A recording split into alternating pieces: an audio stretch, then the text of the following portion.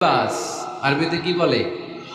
লিবাস। আল্লাহ বলেছেন, ও নারীরা তোমরা পুরুষদের জন্য পোশাক, আর ও পুরুষেরা তোমরা নারীদের জন্য পোশাক। পড়েন সুবহানাল্লাহ। পোশাকের বেসিকলি তিনটা কাজ। কয়টা? কেউ কথা কয় না, আরো জোরে বলেন কয়টা? এখন আওয়াজ আসলো কোত্থেকে? আওয়াজ করে উত্তর দিবেন, চিল্লায় বলেন পোশাকের কাজ কয়টা?